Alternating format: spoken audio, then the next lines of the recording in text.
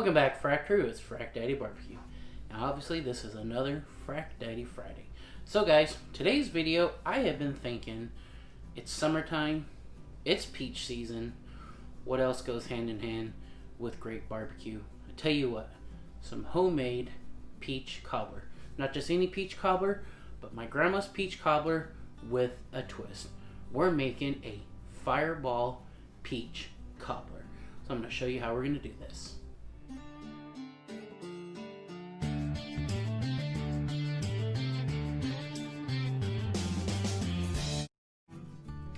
Okay guys, so what we're going to start off with first is some very special peaches. So we got these peaches from Kevin Peterson. He was a great friend of the family, and he passed away a few years ago to horrible cancer. So Kevin, dedicate this cook to you, and so appreciate the peaches. Now let's get to cooking. So what we have here is 3 fresh peaches that I boiled and took the skin off of. So let's go ahead and put these in this bowl. And then I've got some other stuff that I'm going to top these with. So what we have here is we have some streusel topping that I made for a pie a while back ago that we just freezed. We'll put the ingredients on how I make this streusel. The reason why I'm going to put it in here is because we've got all this and it's going to make quite a bit of liquid, and we don't want it to be too liquidy. So I would just say sprinkle some of this in. I'm sorry, there ain't going to be a measurement. Okay. So here's our streusel topping. Like I said, it's got flour, sugar, butter, and so it's just going to kind of thicken things up as it goes along so everything's not too runny. So these peaches are just some normal peaches that Kevin had, and he obviously just vacuum sealed them, and we were saving these for a special moment, which he just packed them in some water and some sugar. So they're going to go in here. Give it a little mix. Okay, well, that's looking good already. I think maybe just a little bit more of this.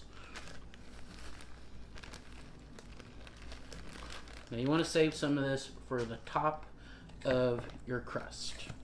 So what we're going to add next is we're going to add some nutmeg. Just a couple dashes. Don't want to put too much. Then we're going to add a splash of vanilla.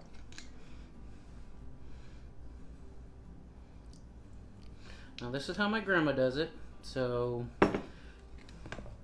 we will give it a taste test to see if we need to add some more sugar, because like grandma said, that's what a cobbler's all about, is the sweetness. Alright, let's give her a taste. You know what? I'm going to add a half a cup of white sugar. So let's taste this after we added our half a cup to see where our sweetness stands. Oh yeah, that is perfect. I'm going to get Melissa's approval first. Approved. Sweet enough? Perfect. So, like I said, we're going to make this a fireball peach cobbler. Here we have 2 shots of the famous, infamous Fireball. Whew.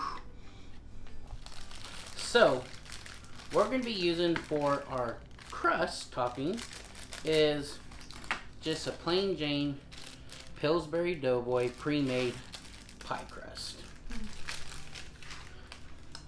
In this family, we like to keep it simple. So I'm going to do what my grandma said, is I'm just going to come over here and I'm going to cut the edges off just so that it fits the top of our baking dish. So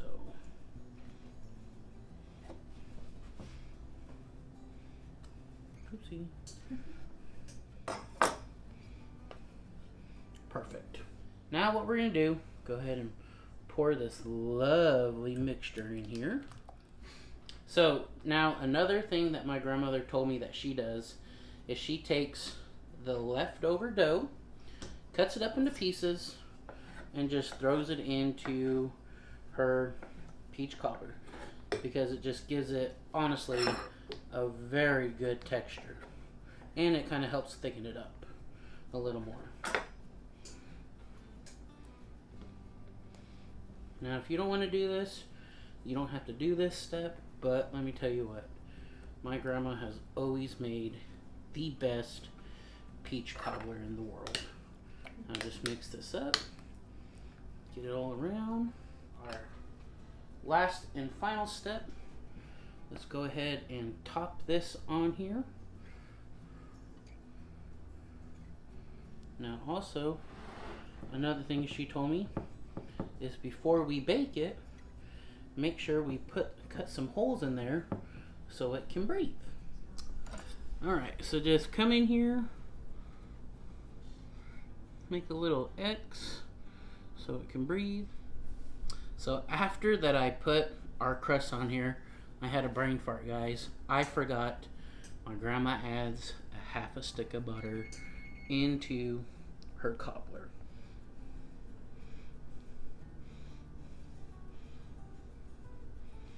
Now the pie crust might shrink a little bit, which is going to be okay. Now we will be sticking this into the oven at 325 for 1 hour. And let's not forget to add some more of our streusel topping. Alright. In the oven you go, my little friend. Alright, everybody. So our peach cobbler has been baking for 1 hour at 325 degrees.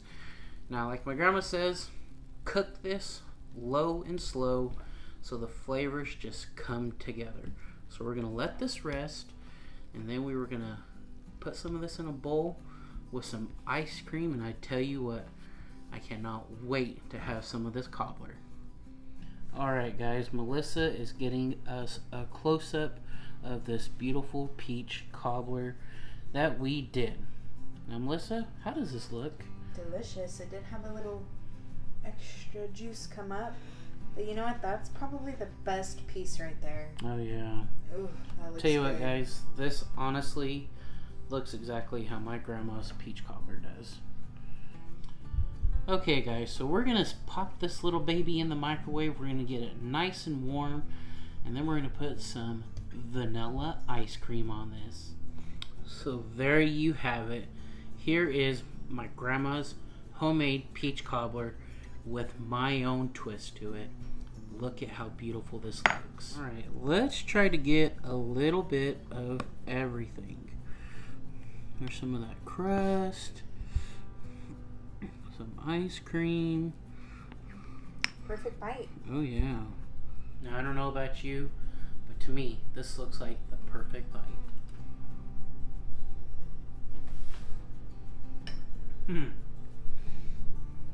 Honestly, the amount of sugar that we put in it, that half a cup, the cinnamon whiskey, the vanilla, the nice streusel topping that we put on top, everything is complementing everything so very good. It's not over sweet. The ice cream is such a creamy complement that if you're looking for absolutely the best dessert for any barbecue, I recommend trying Grandma's homemade peach cobbler. So guys, if you like what you've seen in this peach cobbler, give it a try. If you have any questions about this, leave me a comment, let me know, and I'll be more than happy to answer them. And guys, I just want to say thank you for continuing to support the Frac Crew, and until next Friday, we'll see you then.